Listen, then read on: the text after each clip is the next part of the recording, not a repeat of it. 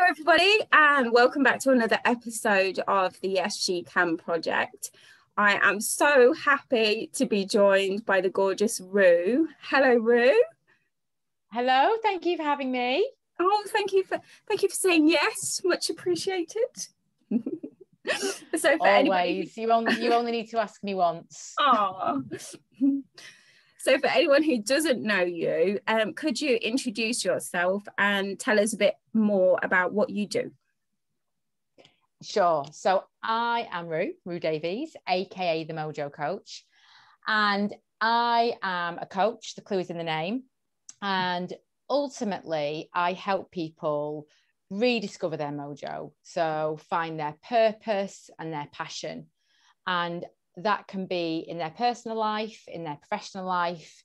I work with people who are looking for career help, help within their business. I work with a lot of female founders who run their own business, but also life coaching and mindset coaching, and also leaders within businesses. So I wear a lot of hats as a coach, but ultimately the purpose is the same, to help people kind of rediscover and reignite their fire passion that they've got about getting up. Yeah, exactly. Find their passion.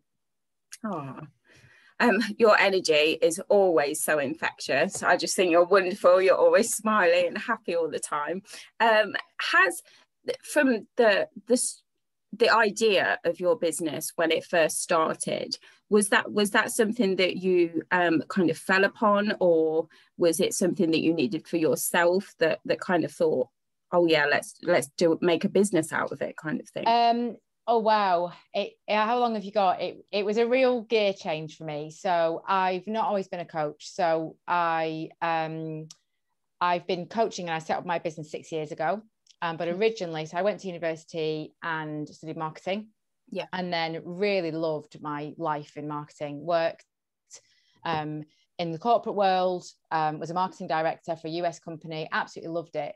And then had twins, and the juggle got real. So this was nearly 16 years ago, and kind of the travel, the responsibility, it just became where I didn't feel I could do my job properly.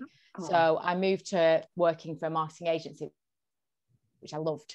So still working in marketing and with some startups, but also kind of with some bigger companies. So still getting that buzz. And life was good. I was doing okay. I had 2 young children. Actually, I had 3 young children by then.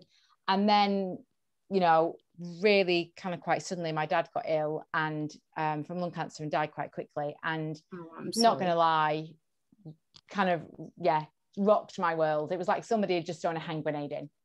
And and that led me to working with a grief counsellor. And luckily, quite early on in the process, she was so switched on, and she said, you need a coach. The questions you're asking, the stuff you're talking about, the reflection the journey that you're on, you've moved from needing a counsellor through to a coach. And at that point, I didn't know what a coach was. I thought she meant I needed a PT. I was like, what?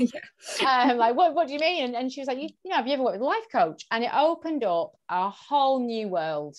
Worked with a life coach at a really informative part of my life where I was asked, and this is what I say to people: coaching is not because you're in crisis and you are desperate and you are at a breakdown. Coaching is when you want more, when you are helping, you want help finding answers. You are really reflecting. I was asking myself questions like, what do I want out of life? Why am I here? Where do I want to be in the next 5 years? How am I going to get there? Who am I? I'd worn mum hat for a long time. I really enjoyed my marketing role, wife, friend, kind of that whole, it sounds corny but I was really on this kind of journey of self-discovery. And through that, I just got really interested in coaching, and was never thought, oh, this is going to be a big career change. Just knew I wanted to learn more about it. So went to essentially night class, went to night school for a year, and trained to be a coach. And I kept on thinking, well, this will just make me a better parent, right? Because essentially coaching is parenting.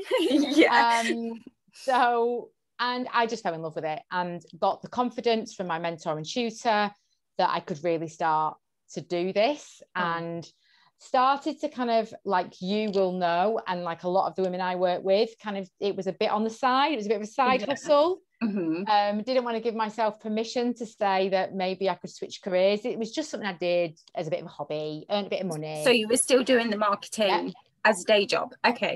Yeah. This was very, very much kind of just, kind of, and I think this is something I talk to clients about a lot, is that we put pressure on ourselves that, right, well, I'm going to switch careers, I've got to start again. It's like, you can lean in slowly. You know, you don't have to make these big gear changes. There is, you know, sometimes I work with clients who sort of embarrassedly say, well, I still work part-time, and I'm so cool. You need to pay the bills. Yeah, you know, exactly. It's all about reaching that tipping point. And if it means juggling, you know, a few hats until you can confidently and securely move out on your own, then that's fine. So yeah, and then it grew, and then I decided, right, jump both feet in, went back to uni and qualified as a behavioural change coach. And then I'd given myself all the permission in the world to say, yeah, let's make a go of it. And it really, took off from there. Wow. That's such an amazing story when you think about where it started from, in a sense of, there's often times in our life where we're at our lowest and feel our lowest, that the right thing just comes along. It's almost like you're getting a push from the universe in a way, isn't it? You know, I say that I wasn't unhappy, but I was in autopilot. So I was making decisions that weren't particularly conscious, mindful decisions. I was just doing kind of what was expected of me. I was happy, nothing was wrong. But it gave me the opportunity. And I think when you lose somebody who is close to you, I'd never lost anybody before. I was very lucky that I'd reached my late 30s, mid 30s, and never had significant loss. And it does pull the rug from under you, and you start to realize how precious life is, and thinking, actually, do I want to do something else? I think it's really easy to exist. It's really easy to live in autopilot and go through the motions and exist and do what you do.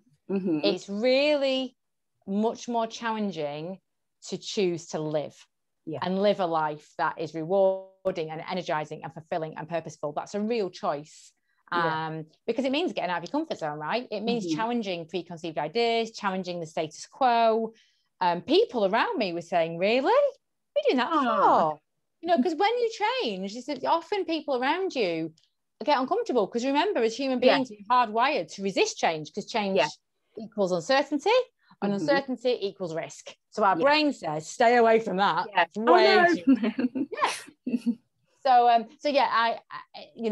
It was a real turning point. And as you said, I think that we all have these junctures in our lives where we can choose to kind of pause and then maybe take a different path for whatever reason. And I'm glad I did. Yeah, absolutely. It's definitely your path.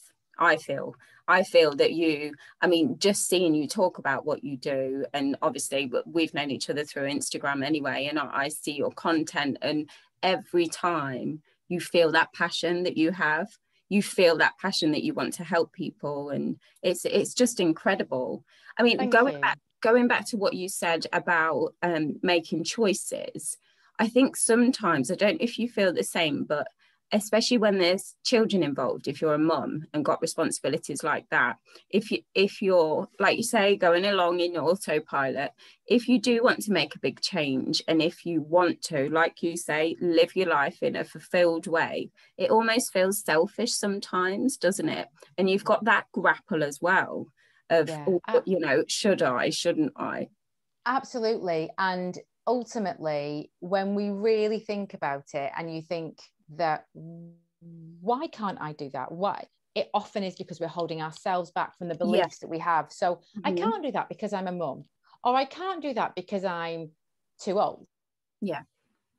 Or I'm not old enough. Or I'm not qualified enough. I'm not experienced enough. Who am I to run my own business? Who am I to change careers? Who am I? Whatever it may be in life. And often when we really do kind of interrogate what's going on, it's often coming from ourselves. Definitely. When we say, so much pressure at the moment, I feel under so much pressure. And then you kind of go, it's okay, so where's the pressure coming from? And why? And actually, it's self-generated. Yeah, it's your own pressure, isn't it? Yes. So you're absolutely right. I mean, there comes, you know, there comes all of those kind of self-limiting beliefs and that kind of self-sabotage stuff that we're so good at doing. Yeah. But what I, you know, talk about self-awareness, but I call it your noticing self. Notice how you're thinking, notice what you're doing, and notice if you are actually tripping yourself up. Absolutely. Because of the decisions that you're making and the choices that you're making. Yeah, absolutely. And that's a big thing that you focus on as well. It's changing people's mindset in a sense of making them ask themselves the questions rather than just splurting out the answer and saying because of this, because of that. Actually making them look inside and saying, well, actually, why not? And most of the So, you know, the most basic coaching question, and I know that, you know, when I first went through coaching training, and, you know, the tutor, if ever in doubt, just ask why. And there's this you know, concept of the 5 whys. So why? Ask question, why? And you can sometimes have a client who's quite resistant going, I just told you why. No, but really why? You know, so why are you scared? Well, I might fail. So why are you scared of failing? It's embarrassing. What's wrong? You know, why are you worried about being embarrassed? Also, I'm going to look silly. Why is it important that you don't look silly? You see what I mean? And really totally drill.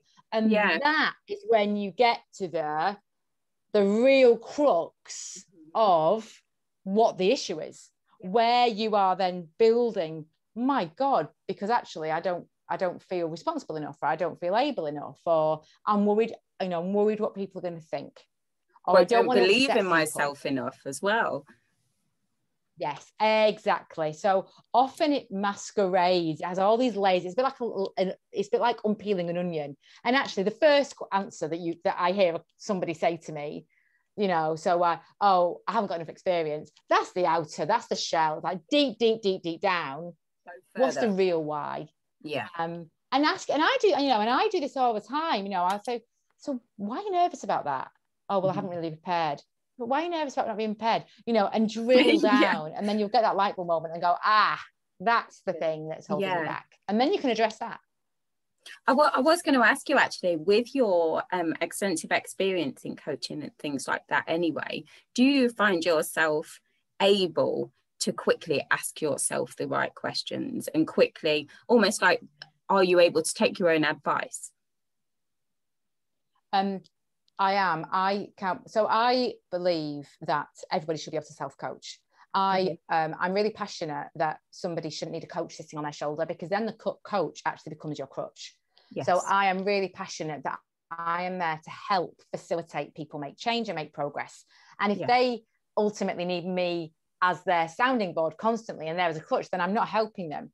So I have what I call the coaching toolkit, and I share that toolkit with people and say, then you can self-coach. So it takes practice, and my goodness, you know, absolutely, I still get wrapped up in some kind of spirals of sabotage, but I can spot it much quicker. Yeah. So I am much more, there's a couple of questions that I always ask if I find myself kind of starting to feeling unhelpful feelings, is how is this serving me? You know, so how is this serving you? How is this thinking serving you? How are your actions serving you? And if it's not helpful, okay, so what will help me right now? Yeah. So I suppose it's being able to really look at how am I framing what's going on around me, because sometimes we can get really quite blinkered in our thinking. Yeah. But it takes practice. It really does. It takes practice for me as well. And often when people, their homework is, you know, each day practice asking yourself this, and some people prefer to do it quite formally. So some clients really love journaling, so they love kind of bookending their day. Wake up, quick reflective piece. How you're feeling, what do you want to achieve today, what are your priorities, where you're at. Yeah. Notice how you're feeling and thinking, and then bookend the day, and then reflectively look at what's gone well, what hasn't gone well, what's helped them, what hasn't, what could they. For me, I've never been an avid journaler. I do journal and write notes, but actually for me, it's much more fluid. I lean into situations. So in the right here and now, I'll kind of stop myself and say, okay, so why are you feeling like this? Why are you nervous? Or why are you getting stressed? But I think it's just important that you find something that works for me. You know me from my Instagram. I luckily have got a dog, so I get out in nature for at least an hour a day.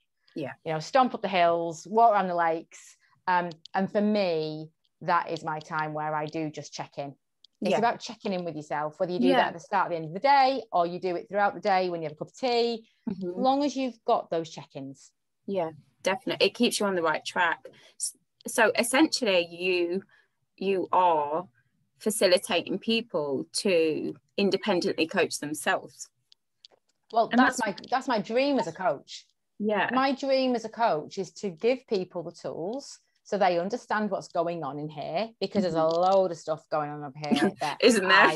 Oh my goodness. So getting to know yourself and kind of getting to know the tricks and how you can kind of stop yourself going down a path that really isn't helpful. So I often talk about one form of unhelpful thinking is when we just fast forward, we just jump to the future and catastrophize. So we create these elaborate scenarios that, well, I can't do that because this might happen and that'll happen. And then before you know it, you've talked it into that you're going to lose the house and lose the car. And oh my goodness, so you just stay, you don't do anything that might, just challenge the status quo because you've dreamed up this catastrophe. So it's about just recognizing what you're doing and being able to laugh. And often, I work with people and they'll drop me a note and go, guess what I caught myself doing yesterday? And it can be comparing yourself. It can be catastrophizing. It can be overwhelm, so wearing too many hats. It can be trying to do too much in the day. All of these ways, and everybody's got their own kind of personal ways where we are prone to trip ourselves up. And so just noticing, it's not that you'll stop doing it. I don't have a magic wand, but it's saying magic brew. I wish I had a little pot and go, just take a swig of that every morning and your mind will always be on your side. If only. But like you say, it's just about managing it, isn't it? Managing it, recognizing it, and just being able to step in quicker before you get to the catastrophe at the end. And being kind to yourself, noticing, are you being really harsh? Are you talking to yourself in a really mean way? Are you setting yourselves goals and expectations for what you can achieve in a day that are totally unrealistic? Just noticing how you're acting and how you're showing up. And then that, in a way, is such an important step, because often you can go, well, that was crazy. Why did I think I was going to be able to achieve all that in one day? It really is about switching on that radar for what's happening. I totally feel like I'm getting a coaching session right now. This is brilliant. Podcast? What podcast? Yeah. Tell me all, Michelle. Tell me all. I'm just like going, I know. It's terrible. I know. It's brilliant. So with your clients, Roo, what would you say is the most common issue that you come across, or is there not one specific? It's really interesting. I say there's a couple of themes that run through, but because I wear different hats, so if you think when I'm working with somebody on the business coaching side, the number one not issue but symptom why they call me, why they start working with me, is because they can't see the wood for the trees. So when you are a founder, when you are running a small business, you are so busy working in your business. You are doing lots of things. You're doing the marketing, the accounts, the front of house, the buying, the supplying, and you are so working in your business. It's very easy to forget to work on your business and take a step back. So you may have had a killer 6 months, like worked super hard, and then you sit back and go, so whatever your objectives are, it might be financial, it may not be. You may have wanted to launch a podcast, you may have wanted to earn a certain amount, you may have wanted to open new premises, you may have wanted to, bag a certain client, and you've not got there. Think, because you've not got that clarity and purpose. So a lot of it is helping clients step back, do the business planning, the business strategy, and being really quite smart with where they're investing their time in their business. And often that could be with an outside perspective, kind of saying, Mhm. why don't you outsource that? That's Yeah. crazy. You're spending 8 hours a week on that when you could, your value lies here. So I think for the most common thing when I work with business owners is helping them gain clarity, because when you gain clarity, you gain confidence. And I'm not just talking about self-confidence. I mean, confidence in your decisions, confidence in your purpose, your, you know, where you're going. So then you're less prone to compare yourself. You're less prone to feel wobbly when you're outside your comfort zone. Because like, no, I know why I'm doing this. This is because of this strategy and this is working. With life coaching clients, I would say the last 12 months, it's been about managing overwhelm, avoiding burnout. Totally. I think for women especially, and for working mums, I am one I can relate. It's been more challenging than ever. Because we've had schools that have been closed, we've had worry. I mean, I myself is this kind of sandwich generation. We've got dependents on either side with parents and with children. And we have just taken on more and more and more and more. And obviously the whole kind of worries about the general economic situation and health situation. And so it's generally been people who are saying, I think I'm going out of my mind. Yeah, totally. Like, you know, and so some real helping them with real practical strategies for regaining control. Because when you are in that overwhelm, that spin of overwhelm, everything is just literally spinning, and it's so easy to get caught up and then full burnout. And stress can manifest itself in incredibly physical ways, you know, lack of sleep, absolutely, headaches, you know, skin. I mean, stress is powerful. And so just being able to, again, hold their hand and kind of help them. And often coaching, you know, at the most basic level, coaching is a conversation. So them having a safe space to talk. Obviously, all of my work, wherever I'm working, is confidential. And I don't share my client list, and I'm ethically bound that everything is confidential. So they know that they can talk to me and they can be truthful. And I'm not there to judge. I'm there to assist and facilitate. And the relationship you have with the coach is like no other. I'm not their friend. So even though I make it a point to get on with my clients and we have lots of fun, coaching should be fun and enjoyable. I'm not their mate. So I can challenge, I can play devil's advocate sometimes. And what they're going to say to me doesn't affect me. So you've probably seen, if you say to you can have the closest group of best mates. But you'll notice you say, you know what? I think I'm going to take a sabbatical, or I think I might sell up and travel, or I'm thinking of resigning, or I'm thinking of a career change. You can see they go, really? Well, and as friends, they want to give advice, they want to fix. So if you've got, where a coach, I'm not there to fix, I'm not there to advise as such. You've got the best answers for you. I'm there to help you find your answers yourself and not jump in with solutions and ideas and opinions, because you've got friends and family members that will give you plenty of that. You know, I'm there to help you navigate what you're going through. So it's quite unique in that sense. So I'd say clarity and purpose for the business coaching clients, and some overwhelm, obviously.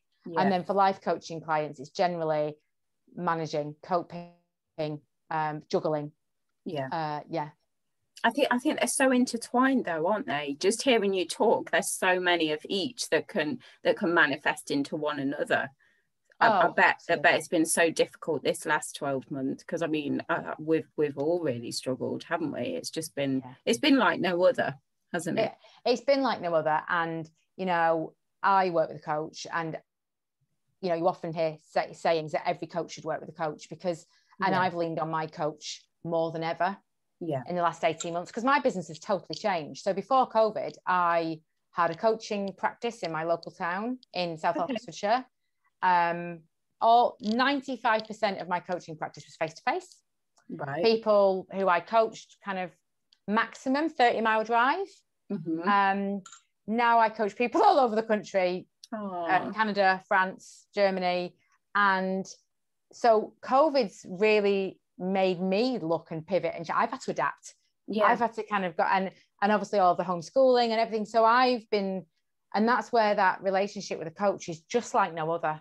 Having someone there where you can just talk things through and have that space to just release. to just, you know, so the coaching space is, it really does change. And I always say to clients at the start of a session, kind of, how full is your tank? Out of 0 to 10, where are you at energy wise? Because if you're low, if your tank is running low, it's much harder to fuel resilience and confidence and all of these life skills that we need. So it's, and again, it's part of that noticing self and knowing, what do you need from me today? So obviously when I work with clients, I map out and we look at where we're going to go together, where we can best help. But then if a client comes to a session and needs something specific, that we'll talk through that. And I think there's been much more of that, especially with business coaching clients. So business coaching clients, you know, we may have a plan and a strategy, and then they'll come and go, oh my God, like I've not been able to focus this week. Or I'm really, all of a sudden, I'm comparing myself. I've never fallen into that trap before. And all of a sudden I'm finding myself like scrolling through social. So it's interesting how, it's, there's been curveballs for everybody. Totally. More than ever. So in that situation, would you say, if somebody said, you know, I haven't been able to do this week, or I'm feeling crap this week, comparing myself, I feel like an imposter, is that where the whys come in? Do you come back with the whys, or is there a different type? It depends. I mean, generally, yes, I will. People often come to a session with symptoms. So they'll say, I'm really struggling getting my social done, or I really can't, you know, I can't find the right PA, or I'm really getting myself in a muddle with this pricing, or whatever it may be. I just strip back and go, well, why? And often it's because through the whys we go totally overwhelmed, or the PA, the delegating, the outsourcing, it's because you don't want to you're saying that you're not finding the right person, or you're saying you can't afford to outsource. Ultimately, you do not want to give away control. So what's going on there? So yeah, I mean, obviously, well, I'll always ask why, but generally I will look in my big coaching toolkit, my big suitcase, and then pull out. So for example, if I'm very, I'd like to say I'm quite an expert in spotting what's really going on. So saying, okay, you've got a bit of imposter syndrome going on here. So obviously there's the whole technique to how you can manage imposter syndrome, or you're feeling low, or it feels like you're just a bit battered. Let's build up resilience again. So it's just about kind of being in tune and knowing what they best need from me. Yeah, exactly. Which is why as a coach, I don't offer a program. I'm quite unique. A lot of coaches kind of offer a program. So 8 to 10 weeks, and session 1 we do this, session 2 we do this, or we're going to, I don't offer anything like that. I am very bespoke. Much, it's all bespoke and it's all client led. So I always have a call with the client first, like a chemistry call, to say, right, what's going on, and then I'll suggest, well, this is where I think I can help you, where we can work together. But yeah, it's pay as you. I mean, literally, it is like we have a session and we pay as we go, and we just move through, because I don't ever want to work with somebody who is coming to a session because, like, oh God, I got 4 sessions in the bank, got to go and meet Roos. You know what I mean? They wouldn't, but I think it's worked for me as a kind of with my business hat on. That's worked for me because people know that I'm genuinely there to help them. Totally. I'm not there to sign up to a 12-week program. Or, you know, give me 50% upfront now, and I'm not. None of that interests me. At all. And I think it has helped me kind of. I've done it from a very authentic place. But it's helped me because people, I think, can see that she actually is here to help me and guide me. And if after 2 sessions somebody goes, you know what, this isn't working for me, which thankfully has never happened, but if it was, I'd be like, cool, great, it's not working. No, well, you've signed up for 8 sessions, my love. You know, you will sit here with me for an hour. Ain't getting a refund. yeah, exactly. So it just takes all of that stuff away. I think that's what makes you unique. Because it's something that when I nearly got sucked in, especially when I kind of really embrace the business coaching side. You look at other coaches and it's great, and I always say, look at competitors, look at your landscape, who else and where else will your customers be looking at? Because they'll be comparing you. You don't have to compare you, but they'll be comparing you. Okay. And a lot of business coaches do have these packages, and I just felt this is really inaccessible, and it's such a big commitment. I always think when somebody reaches out, like today I've had we've had calls with 2 people who are exploring coaching. That's a massive step.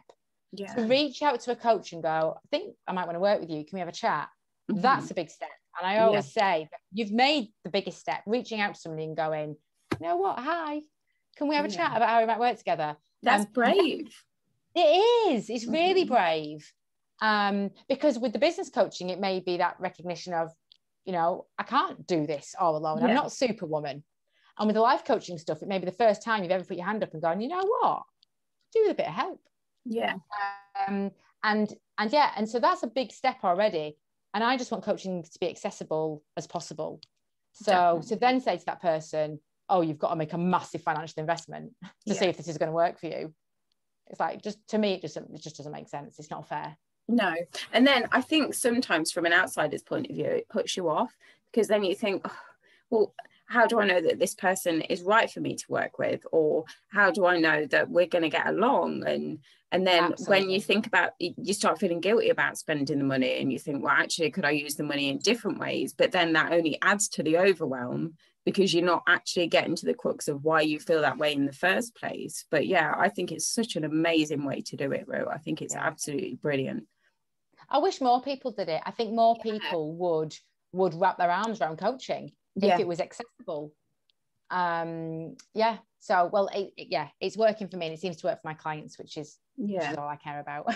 And you do see some though, don't you, online, and it's like, it's almost like you get programmed by them to, well, you're not actually wasting your money, you're investing in yourself, you deserve to invest in yourself. And they use the language to make false promises most of the time, and you see them and you're like, oh, and they're like, oh, come and work with me at only such and such, be quick, get this special offer, DM me for details. And then the thing is, you can see because it's preying, isn't it, really, on people. If you're in that situation, like you say, where you're reaching out to a coach, it's very, very, you're in a really vulnerable situation to be considering it in the first place. And you know that you need some extra help, like you say, and then to be faced with that situation rather than somebody that's like you and is passionate, and you can see that every person matters. Does that make sense? Whereas sometimes with other ones, it is really blanketed. It's really like, oh, I help my tribe and all this rubbish. Yeah, and I'm really honest. So the call that I have with clients is called a chemistry call for a reason. It's not called a discovery call, or it's called a chemistry call for both sides. Because actually, if I don't think that I'm best equipped, and I actually had this conversation with somebody recently, so actually, I'm going to refer you to somebody who I think is much better equipped. Wow. So where you are right now in your business, because it just doesn't make sense to me that the reason I'm passionate is because I am authentically doing what, and I truly believe the clients that I'm working with, I can help them and I can value. And so I think that's why it's so important. And I'd say for anybody who is looking to work with a coach or is listening to this for the first time, going like I was 6 years ago, coach, what's a coach? always check them out. I always say to people who call me, have you spoken to anybody else? Like, go and talk to the people. It's so important that your coach is right for you, and that they're qualified and that they're accredited. It's so important, because coaching yet isn't professionalized. So you can read a self-help book and call yourself a coach. So it's super important that because if they are accredited, it means that they're a member of an organization, an association, which means they're bound to their ethics and their guidelines, and they have a coach and they have supervision. So it's really important that you do choose a coach, right? There's plenty of amazing coaches out there to choose from. You included. Yes, me included. Felt like a disclaimer on the BBC there, where they mention toffee crisp and then go, oh, but other chocolate bars are available.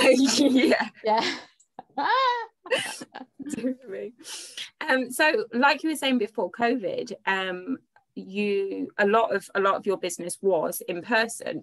I've noticed recently that you are finally able to do speaking events again, like in-person ones. Obviously you've done some online, but how was that for you? Oh, insane, amazing. So about 20% of my business is speaking, and I don't know what you'd call it, motivational speaking. Or so again, I wear two hats. I often kind of go to lifestyle or life events and talk about mindset coaching, but otherwise I go as a business speaker and talk about business coaching. It's just been amazing. And I know you're talking about I did an event in Oxford at the start of July. I knew I'd missed it. I knew I'd missed getting on that stage, getting a mic on and having people in front of me. Yeah. Oh my God, I hadn't realised how much. I mean, literally the organiser at the back was like, you got to wind it up. I was like, I could be here all day.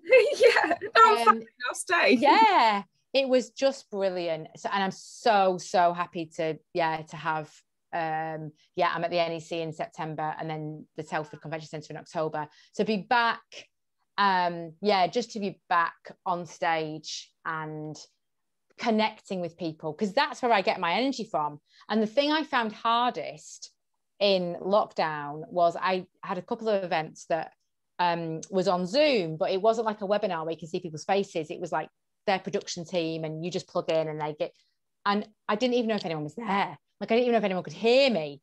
So I'm literally just talking at the screen, and then finally at the end you turn off and go, oh, that was great, amazing. Couldn't even see the live chat. And it was really weird, because you just think, am I just sitting in my bedroom, like chatting to myself? Chatting to no one. Yeah. So yeah, it's really nice. And also it's the energy, isn't it? You can feel the energy in the room. You can see the reaction on people's faces. I bet it's so different. It's just so great. And also I've started kind of in person just this month, some in-person coaching again.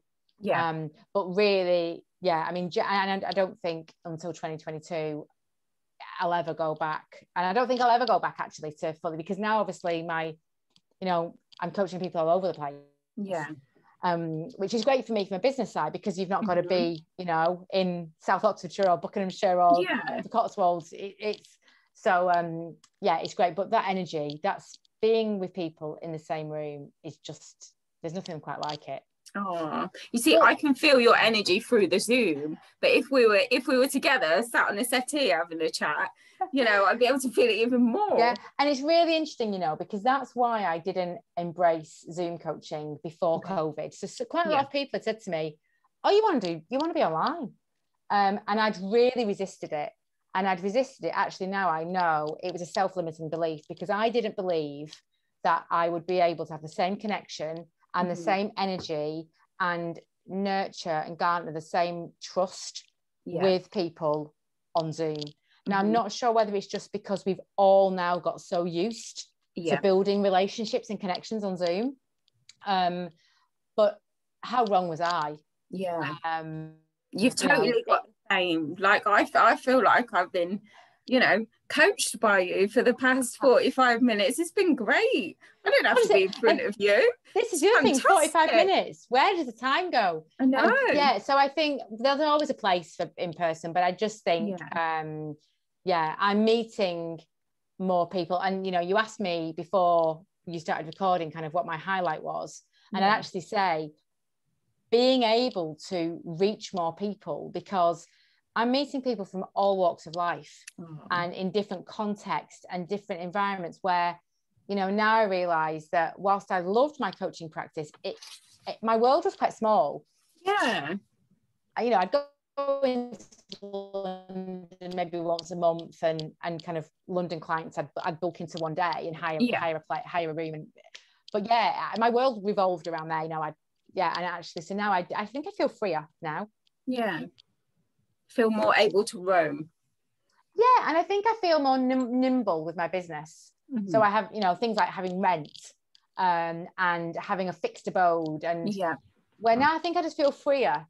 So if next, I wanted to maybe, I don't know, do, for example, online workshops, or speak more or speak less, or there's more options. I don't feel as tied down. Yeah, although at the time I didn't know I was tied down. This is the whole weird thing, right? At the time I felt totally in my comfort zone and life was great. And this is one of these things about when Dad died or COVID, these external curveballs, what feels at the time like a hand grenade going off. Because I remember thinking, oh my God, I've got to shut my practice and how am I going to coach people? And I've spent 5 years building my business up. And at the time, things that feel like a hand grenade, often when you just sit back and allow yourself to lean into it. I'm coaching somebody at the moment, career coaching, somebody who's been made redundant. And 3 months ago, she was just like, my life is over. How could they do this? This is a nightmare. And now just bagged her dream job. And she's like, oh my God, like this is the best thing that's ever happened to me. So it's about saying, yeah, I didn't plan this. Maybe I wouldn't have invited this, but now it's here. All about resilience. How am I going to ride this wave? How am I going to stay on my surfboard? Definitely. It's about pivoting to actually change it up and make the best out of it, because sometimes when you do that, it actually takes you to where you need to go. That surfboard can be magical, can't it? Oh, this is the thing, when I talk about resilience, and it's about riding the waves. The waves are going to keep on coming. It's about riding the waves. And it's not about just hanging onto your surfboard. That's endurance. That's like, I'm going to hang on and I'm not going to let go and I'm never going to give up. Resilience is about riding that surfboard, and not just riding the waves and overcoming them, enjoying the journey, enjoying the ride. Because what's the point otherwise of riding the waves? Exactly. Oh, bless you. You're so brilliant, Roo. We've talked about surfing. We've talked about wearing hats. Grenades. Yes. I love an analogy. Oh, yeah. So moving forward for you, what are your aspirations for the future? Oh, my goodness. That is a big one. It's a large question. That is a very big question. So aspirations, I think, are to keep on doing what I'm doing. Because everybody has those pings of self-doubt and am I doing the right thing? And I think it's really giving myself permission to dream big. So I'd love to be on TV. Oh, you'd be great. You'd be brilliant. I'd love, so a friend of mine keeps saying, you should write a book. And I keep thinking, I'd rather go on telly. Yeah, I'd rather speak the book. Exactly. So I was like, if I could just do the audio book. Yeah. It's like, I don't think it works like that. I was like, well, give it 5 years. It could. But then, yeah, it could. Or maybe a podcast is the answer. I don't know. But I think allowing myself to dream big and giving myself, permission to kind of go there, I guess, because we all have these narratives that hold ourselves back. That whole confidence gremlin, the comparison gremlin, they all come out to play for all of us. And so I think it's about sometimes just, what would I say to a client?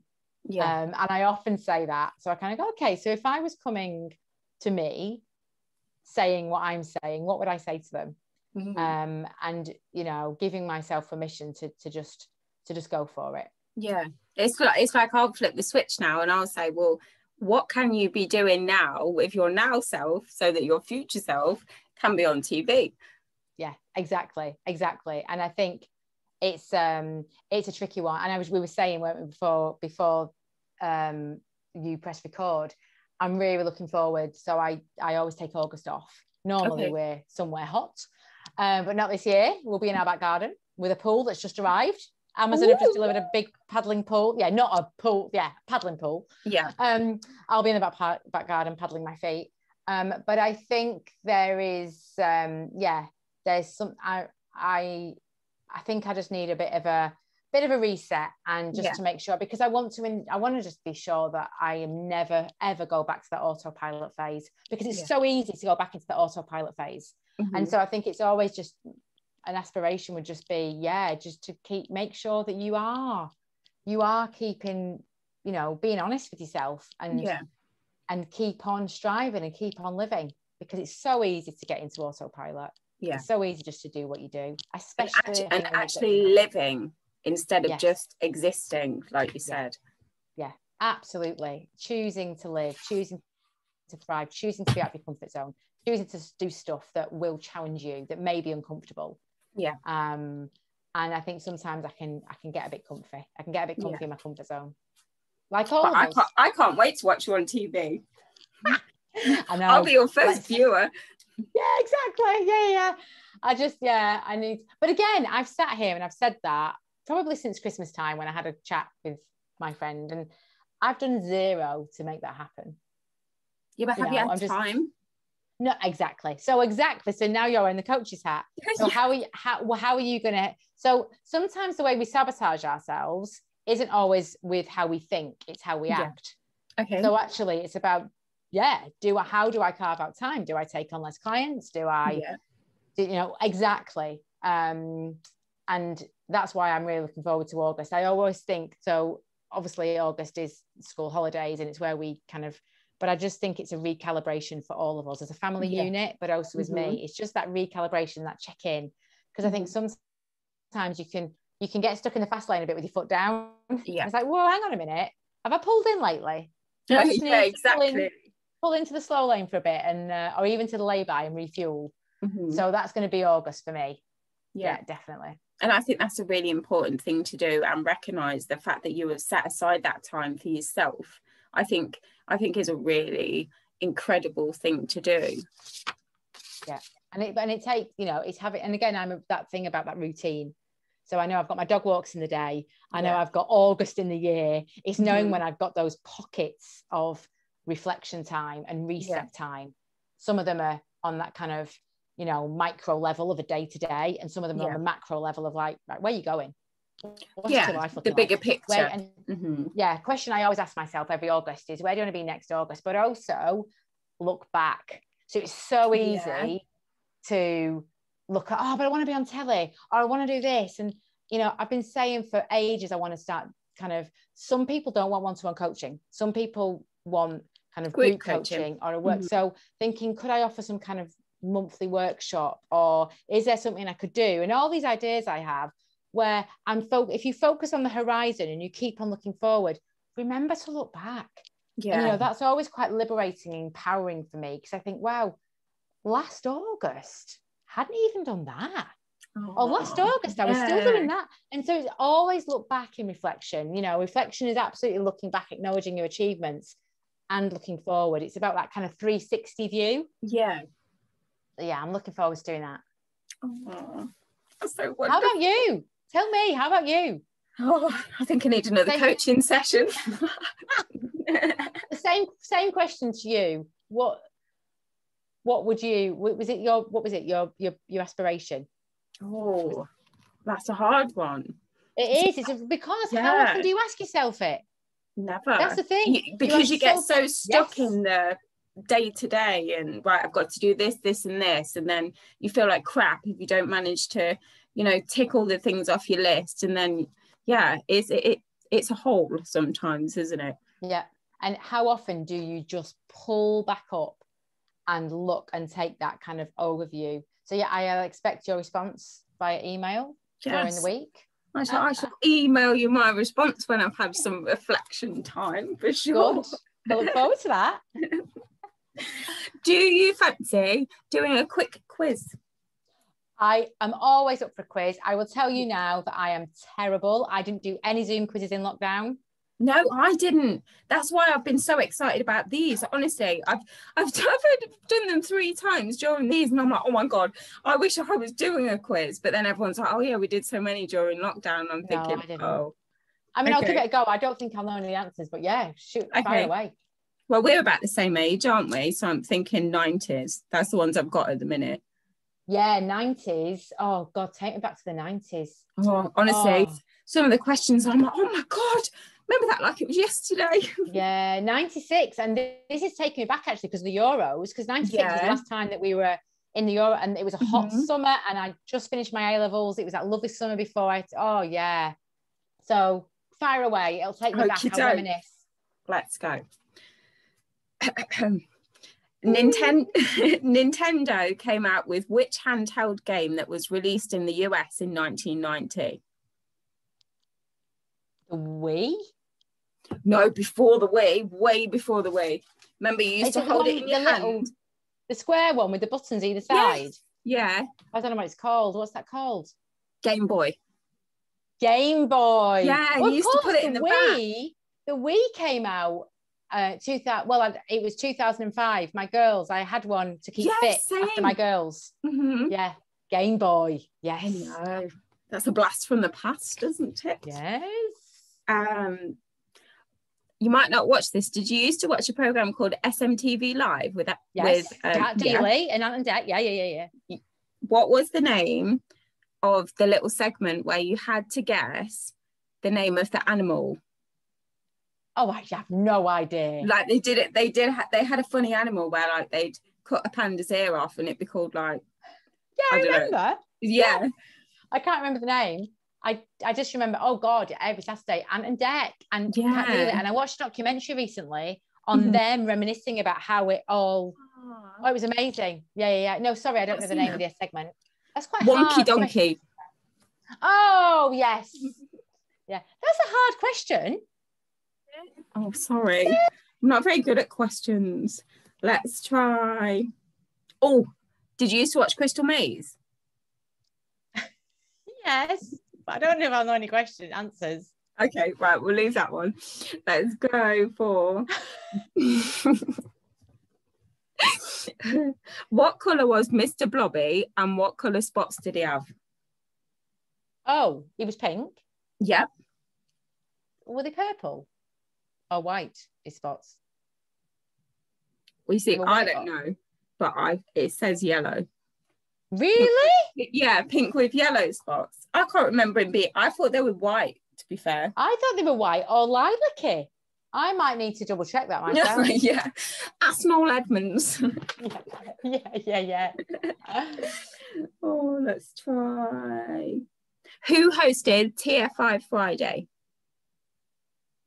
Oh, Chris Evans. Yeah. Yay! Oh, can we finish there? Because we finish on a winner. Sure. Now, if you'd asked me anything about Oasis or the Hacienda or anything to do with Manchester in the 1990s. Oh, did you used to listen to Alanis Morissette? Yes. Oh, no shit. I'm just giving you the answer. Okay. We are such kindred spirits. This is exactly what I do all the time. Give the answer or the joke. I'll give the punchline. And then it's like, that was. For anyone wondering, the question was, who released the album Jagged Little Pill? And then the answer, of course, Alanis Morissette. I'd have got that, by the way. Oh, see, I've repped it for you. Never mind. I already feel great because I got Chris Evans. He's been around a long time. Yeah, Denise Van Outen. Yeah. No, I'm thinking of that. No, he did, because he also hosted The Big Breakfast with Denise Van Outen. Yes. And Kelly Brook, and there was Gabby Roslin, wasn't she? She was on that. Was she? Oh, Gabby wow, really? I remember Denise Van Outen. You're right, Kelly Brook, but she came later. Yes. Yeah, she was a later one, wasn't she? Yeah. Gosh. And that takes me back to the times when you'd have a Saturday morning program. Yeah. Now, because we've got so many channels and Netflix and streaming, my kids don't have that same, like Neighbours. You'd have to be back to watch Neighbours at 5:35. Otherwise, you couldn't catch it up, could you? No. You missed it. Yeah, and Biker Grove and all this stuff you'd get back to watch. Well, no, it's just like, I've just watched eight episodes in a day. And then Noel Edmonds' house party, that was good. The Generation Game, that was brilliant. Yeah. Only Fools and Horses, The Bill. Oh, yeah. Oh, my goodness. Yeah. Actually, in first lockdown, we're always looking for family programs because I've got 16-year-olds and a 10-year-old. It's really tough. But we like the kind of whodunits. Yeah. And so I got them all into The Bill. Oh. But they were just like, look at that car. Like, look how big that guy's phone is. Why is he in what's that phone box? Why is he in a box on a street? It's like, oh my God, we just felt so old. Oh. Anyway, I totally digress. Yeah. Absolutely fine. Enjoying the nostalgic ride. Let's go for... Okay, one last question. Oh no, that's a bit hard. Go easy. Actually, we'll get this one. Which silent character did Rowan Atkinson play for the first time on the 1st of January 1990? Oh my God, I've got it in my mind. Mr. Bean. Yay! Yes! Excellent. Really proud of myself. And he's still going. He's still doing some films now, isn't he, with that? Yeah, he did that Johnny English and stuff, didn't he? And he's done like a few television programs. Oh, of course, it's Johnny English. Yeah. There we go. I feel very accomplished now. Thank you for that. You've boosted me. No problem. No problem. I might now start saying, yeah, I'm okay at quizzes. Yeah, exactly. Did bloody brilliant. Yeah, thank you. You're welcome. Thank you for competing. Yeah, that's fine. And thank you for having me. Always a pleasure to chat to you. It's been wonderful. Glad you could fit me in, and just congratulations on the podcast. I think it's an absolutely fantastic idea, and the guests and the episodes you've had so far have been great. And I just think it's a really lovely, informal yet inspiring, informative podcast. I just love how it's broad. I think its breadth is something that it's not, some podcasts are really quite narrow. Yeah, I think this is just women talking to women and lifting each other up and supporting each other. Oh, you're gonna make me cry. I'll make out it's because I'm hot. That's why. It's the heat. Yeah, exactly. We're all feeling a bit fragile. If you are listening to this in October and catch up, of course, please know that it's like 34 degrees outside, and it's hot. It's roasting, isn't it? Yes, it is. Although we're not going to complain about it, because we will complain when it starts raining. I know. I'm exactly the same. Yeah. Right, Roo, you have been an absolute joy and a gem. Thank you so much for joining me. Thank you. Yes. And one last thing before we go. How do people find you? So my website is themojo.coach. Google Roo Davies, the Mojo Coach. There's not many of me. You'll find me. I live on Instagram, really. So hang out on Instagram. So just Google Roo Davies or the Mojo Coach and you'll find me. Always popping up there on stories and IGTVs and sharing some pearls of wisdom. Yes. So yes, very much so. And for anybody who doesn't follow her, go and follow her, because her content is so inspiring. Every time you're struggling with an issue, having a problem, literally she will post about it without even realizing, and then you'll be like, oh my God, she's talking to me. Yeah, I'm watching. Yeah. Right, Roo, thank you so much, and I shall speak to you soon. Yeah. Thank you, Michelle.